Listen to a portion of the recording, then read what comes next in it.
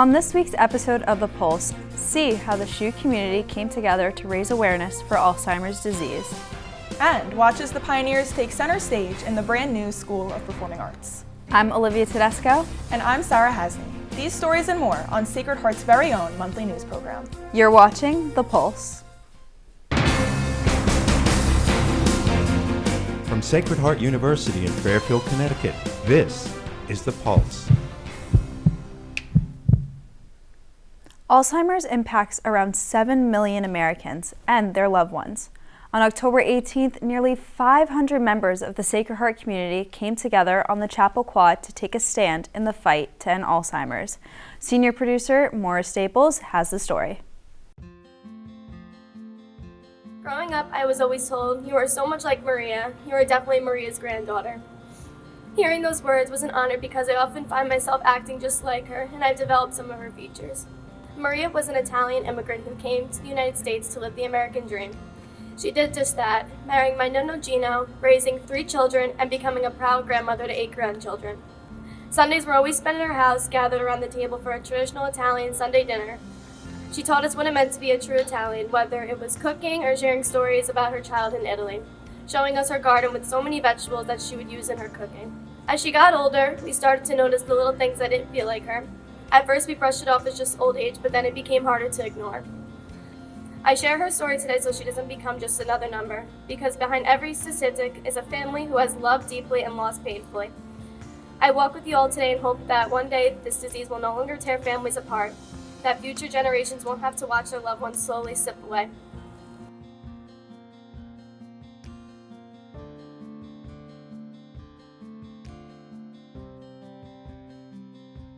The disease touches so many. You may not have anyone in your family right now that's affected, or you may not know anyone, but chances are in your lifetime you will. We're here in our purple to raise money and awareness to support research, families living with Alzheimer's and other dementias. Currently in the United States, I don't know if you know, there are over 6 million people, and that number is constantly climbing, who are currently living with Alzheimer's. There's also 80,000 of them who are right here in the state of Connecticut.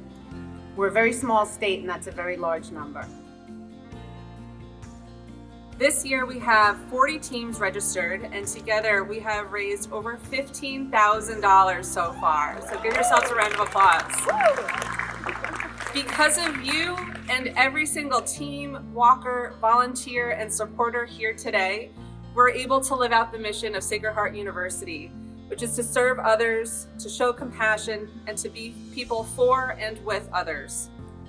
Your participation and generosity are helping us bring one step closer to a world without Alzheimer's. One of the greatest gifts God has given us is memory. To lose that is to lose so much. So as you take a walk and as we walk around, just for a moment, pause and think what it would be if you did not recognize your siblings, your parents, your children, your friends.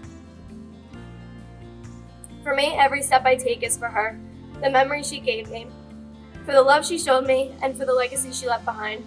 Even though she's no longer here, I hold on to the words I so long to hear. You are a younger version of Maria. For The Pulse, Maura Staples, Fairfield.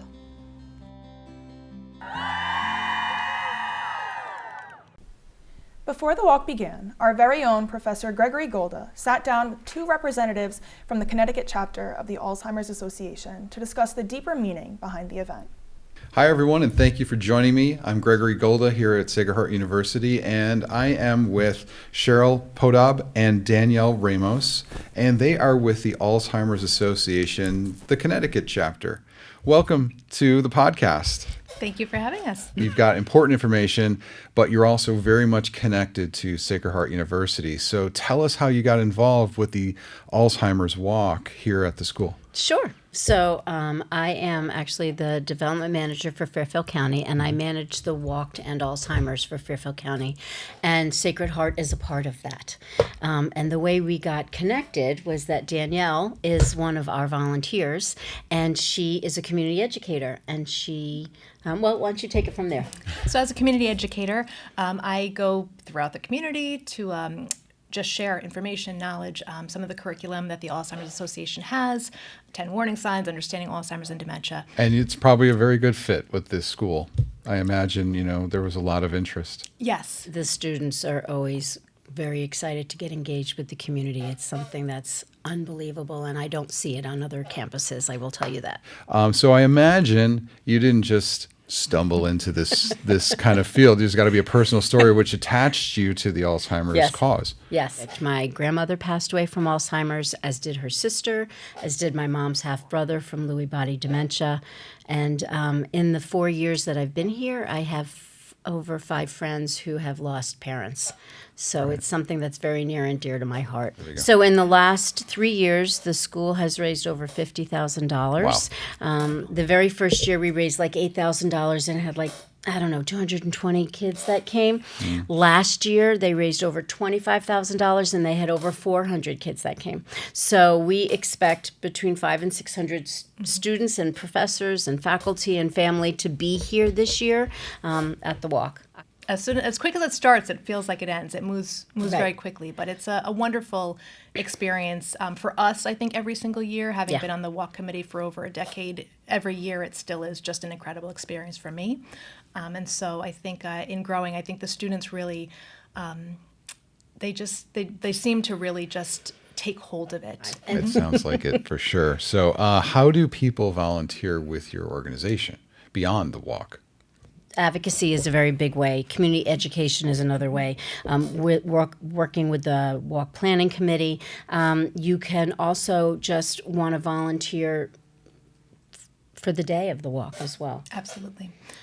And there's a helpline, Yes. which is 1-800-272-3900. Yes. And what is a typical helpline call like? Who calls and why?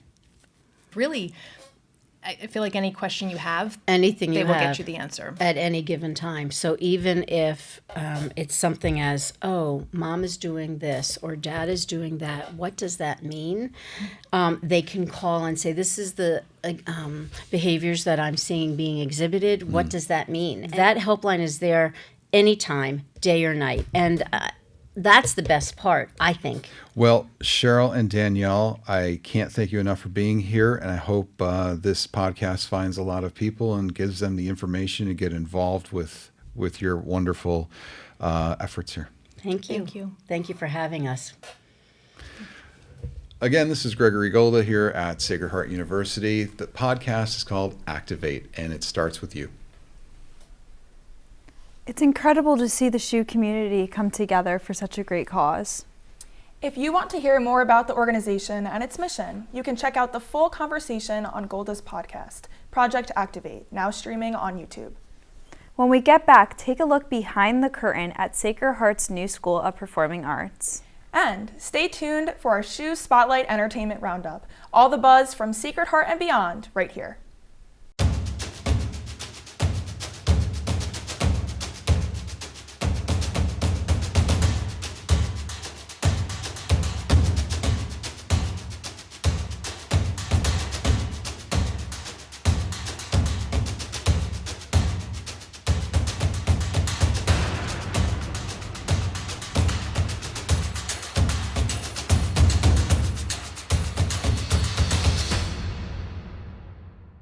Welcome back to The Pulse.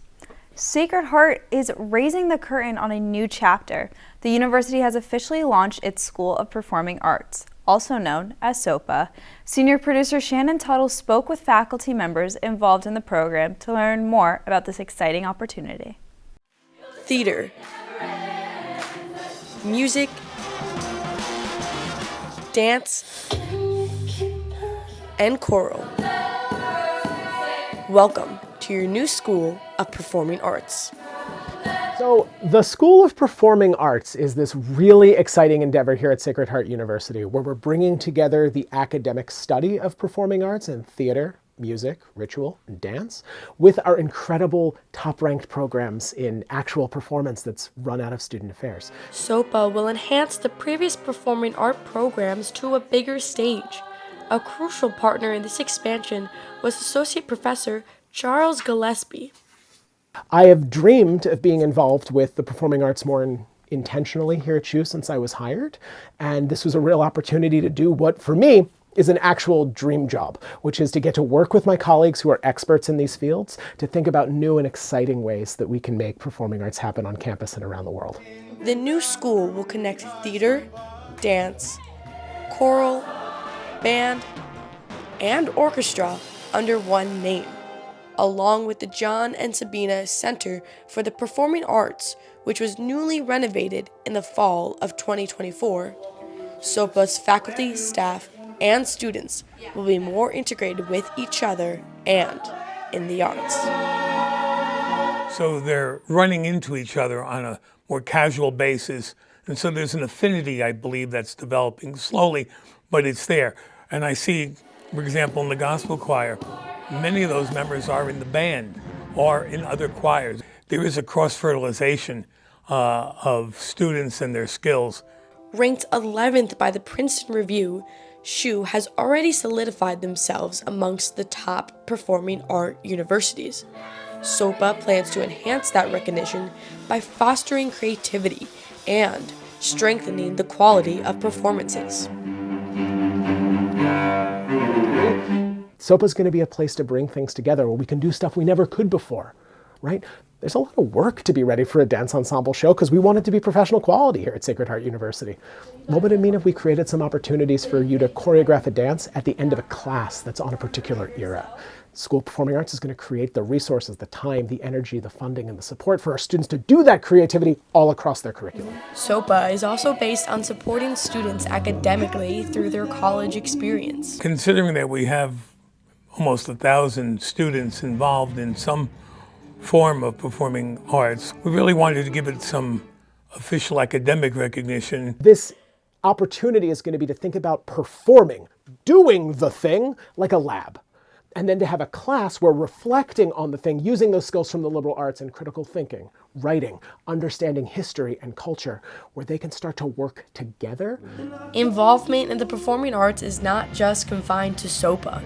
The new school encourages opportunities for all students to embrace their creative side. You can be involved in the performing arts at SHU no matter what your end goals are. Whether it's someone who just loves to dance but they're here for a nursing degree, or it's someone who comes here because they know that they want to be a world-class musician and this is a place where they want to dedicate their training to go forth to do the next thing afterwards, but they also want to double major in finance. This is a place where we want opportunities for all of those students in SoPA and in the performing arts programs here on campus.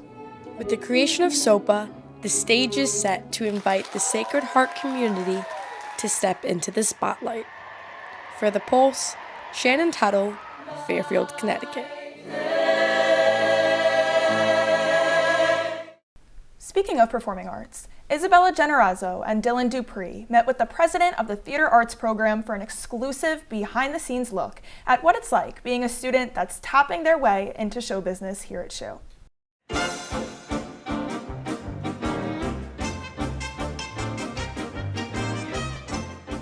What do you love most about the Theater Arts program?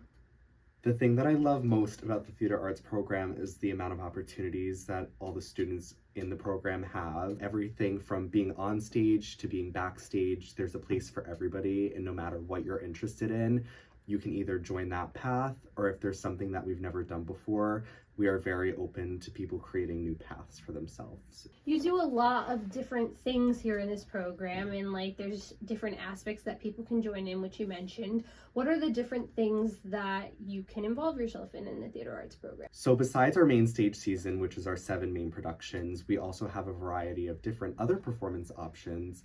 Like our improv troupe, we have a bunch of social events, which include our coffee houses, JP's Stardust Diner.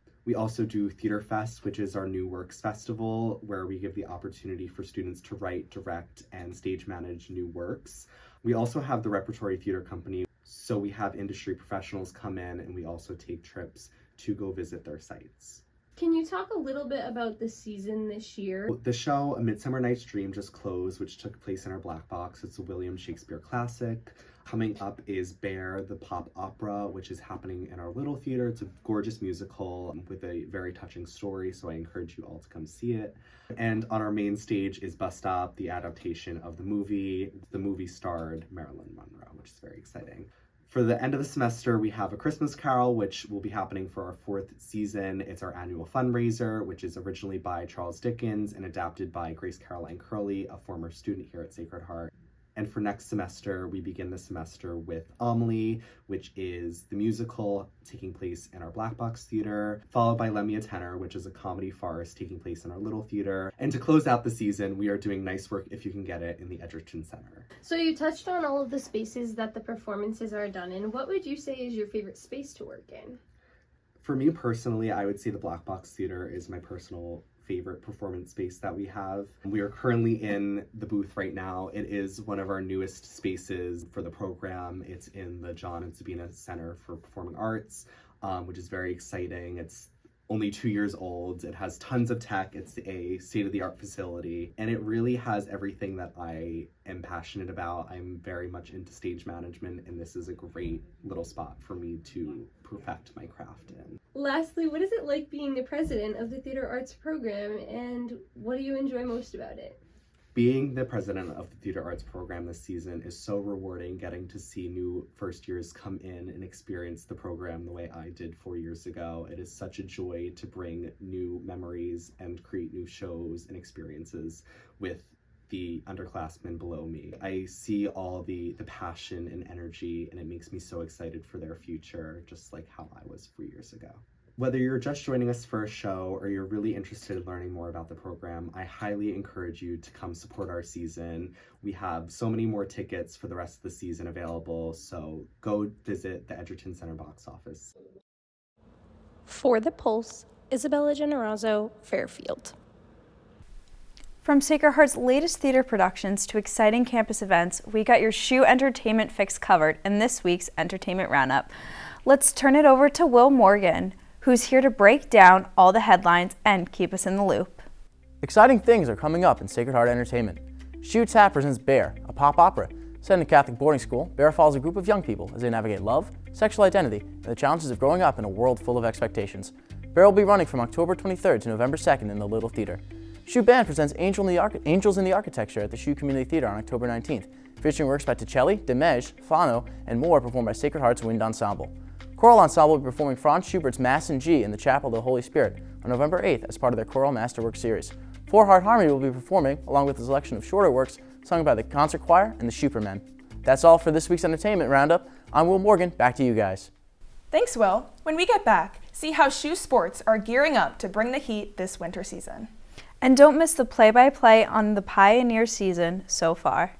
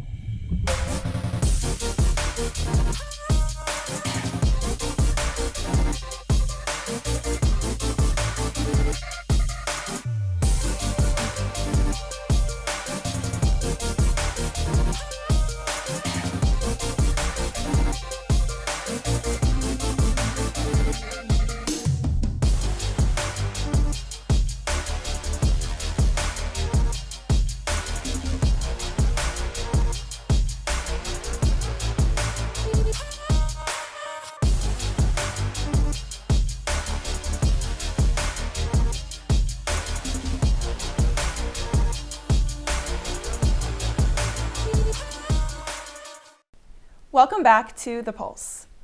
After moving to the MAC, Sacred Heart's nationally ranked women's bowling team has had to switch lanes. Sebastian DeGolier caught up with the team to see how the Pioneers are striking success in their new home.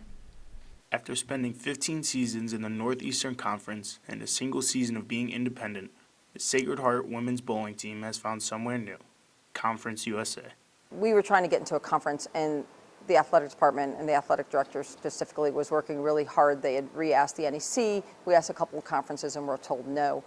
Our sport administrator, I give him credit, because when he heard SFA dropped out that night, he must have looked into how many teams they had. He called me the next morning, asked about Conference USA.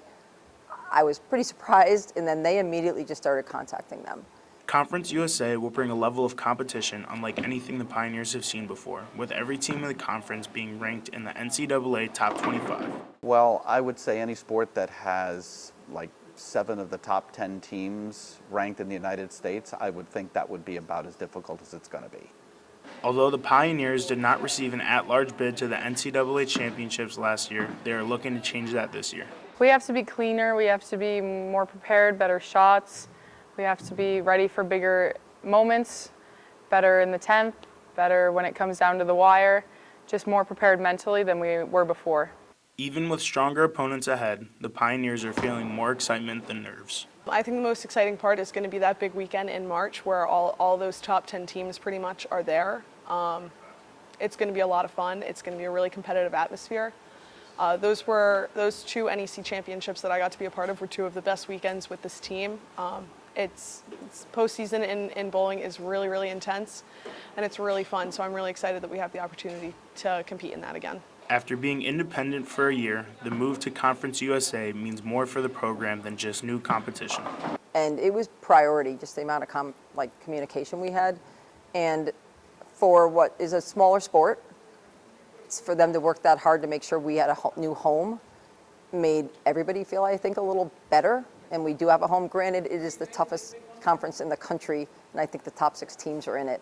But they really worked hard to get us there. While the new conference brings tougher matchups, the move is expected to benefit the Pioneers for years to come. Everybody was thinking it would affect us some as far as recruiting. I don't want to say I was skeptical, but I guess I was pretty skeptical that the kids that don't talk to me in general. They don't respond to me. They respond to the bigger schools. But I mean, I just got another email from a freshman in Ohio. Freshmen in Ohio don't contact us generally. They're pretty good. And different kids are reaching out to us instead of me having to seek them. So the future is pretty exciting. For the Pulse, Sebastian Nagolier, Fairfield, Connecticut. Sacred Heart men's hockey enters the season with high expectations, ranked #1 in the Atlantic Hockey America preseason poll. But as Alexa Piscino shows us, the Pioneers are focused on earning it on the ice. And the Bentley Falcons are on their way to the Atlantic Hockey Championship for the first time since 2006. It hurt. That game, that series really, really hurt. These numbers don't lie, and the Pios have unfortunately reached the end of what was a pretty satisfying season up until now. Yeah, obviously it was, I'd say, unexpected. I think we had the team to go a little further, and it just, it motivates the returners to even work harder and want even more to win. We were close, but obviously not close enough to get to where we were going. I think that loss in that series has given our guys a lot of fuel to continue to push to get to where we want to get to as a program. We're playing a lot faster this year, so I think we just got to put all the pieces together. We've just been focusing on our day-to-day, getting better every day, attacking practice, trying to build good habits, a good foundation. We know that we're going to have to work hard to be a team that's hard to beat, and so just being humble, and it's kind of a thing in hockey, you got to have a lot of humility to be a good team, and I think guys know that, so they just go through it that way.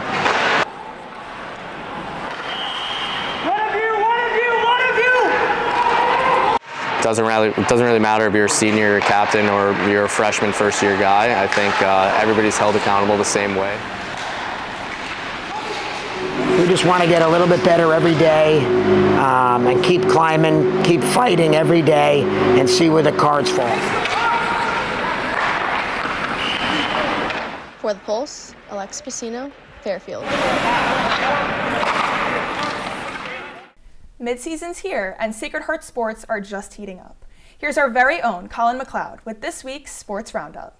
Thanks, guys. As we begin to progress through the school year, some fall sports start to wrap up, while our winter sports are starting up. The Pioneers football team remains in the win column with a record of 5-3 after returning from a loss in Montana. Earlier this month, Mitchell Summers was named FCS National Freshman Player of the Week after a dominant game against Howard. Summers tallied 18 carries, 243 yards, and 2 touchdowns. The Pioneers will take on New Haven this weekend at home. Moving on to women's soccer, they hold an impressive 7-4 record in conference play. Goalkeeper Kieran Thivon took home her 3rd MAC Defensive Player of the Week award, currently sitting with 6 clean sheets on the season. They'll take on St. Peter's on Wednesday, looking to land in the MAC playoffs this weekend. Men's soccer currently stands undefeated in conference play with a 6-0-1 record. They play the likes of Iona, Ryder, and Fairfield for their final 3 games, before they look to do some damage in the MAC championships. Men's hockey is starting their season. They have an overall record of 3-2. Last week, junior Stefan Hujar was named Atlantic Hockey America Forward of the Week, with totaling 3 points in SHU's first 2 games against RIT. This past weekend, they had 2 games at Ohio State in which they split the series with the number 14th team ranked in the nation. Moving on to the women's side, they hold a record of 4-4. This past weekend, they won the 2-game series against St. Michael's. They'll travel to New Hampshire this weekend for a 2-game series versus St. Anselm College. That's all for now. For the SHU Sports Roundup, I'm Colin McLeod. Back to you guys. Thanks, Colin. Sorority life isn't just about social events. It's about finding sisterhood and creating lifelong memories. I had the chance to chat with members of the Panhellenic Council to see how they are working on changing the narrative surrounding Greek life. Sorority recruitment is underway at Sacred Heart University. For many students, the process can feel overwhelming, but members of the Sacred Heart Panhellenic Council say it's all about community, sisterhood, and breaking down stereotypes. Being a recruitment counselor means that we take every PNM through their weekend while they talk to every chapter. If they need to talk decisions out, they come to us, so we're basically their therapist for the weekend. Recruitment takes place over several days. Potential new members, often called PNMs, meet with different sororities, learning about their values, philanthropies, and sisterhoods. Through sorority recruitment, I met some of my best friends. I've lived with girls in different chapters from my sophomore year till now. We currently have over 700 girls registered right now, and there's so many girls who can't wait to find their forever home. Sorority recruitment often carries stereotypes fueled by movies, social media, and viral moments like Bama Rush. Many people picture it as cliques, matching outfits, and superficial judgments. But here at Sacred Heart, students say the process looks very different. Some often stereotypes are that girls are paying for their friends, or that people are just doing it for the glitz and glam and for the formals, but really it means so much more than that. It's about a sisterhood and making lifelong friends. First thing I want to say is, I think that even though, I see a new documentary get posted or whatever, or I see this, TikTok video and I can immediately look at it and see the inaccuracies, at least in comparison to our community, it would be hard to not also point out that those things are beneficial to us. In the sense of, right, like people say all the time, any PR is good PR. If women are on their TikTok in August and our recruitment registration is open and they see someone that had a really positive experience, maybe they're more inclined to go through our process because of that. But if there's one thing in there that clicks with them, that points them to our process, we got to be thankful for that, right? So I will first say that I think while there are bad things, I do think it has helped us. Recruitment is centered on conversations. The focus isn't on appearance or popularity, but on finding a place where students can feel comfortable and supported. A lot of people take the idea of being in a sorority not super seriously just because they think that it's all fun and games and going and taking photos and doing fun things, and that is true, but I feel like we do a lot of work behind the scenes that nobody realizes that we're doing. A lot of the events that we're holding for philanthropies, raising thousands and thousands of dollars every semester and donating all of that, doing hands-on work, having events on campus. We really do give back to communities, and people don't realize that. At Sacred Heart University, sorority recruitment is less about stereotypes and more about community, service, and lasting sisterhoods. From The Pulse, Olivia Tedesco. Fairfield's Fall Market brought together local vendors and neighbors for a weekend full of autumn fun. But while shoppers stocked up on seasonal favorites, it was the Halloween dog costume parade that had everyone's tails wagging. I stopped by to see which four-legged friends stole the show. On Saturday, October 18th, the Fairfield Chamber of Commerce hosted their annual Harvest Market in downtown Fairfield. local stores and small businesses came together to sell goods to the community. From fresh produce brought by farmers to clothes, accessories, and even party supplies, the market featured something for everyone. Food trucks were also at the festival, selling items like donuts, cider, and other fall staples. There was even a beer garden for shoppers to enjoy. So I'm here at the Fall Festival today because I'm a Sacred Heart student and I'm looking to expand my business here in Connecticut. I own Just 33 Marketing, Design, and Printing, and it's an awesome event to come out and meet the community and, be here. This Fall Festival is awesome. It's awesome to see all the dogs in their costumes and everybody's having a great time. At the heart of the Harvest Market was the Adopt a Dog booth, where visitors met playful puppies and learned how to give them a forever home.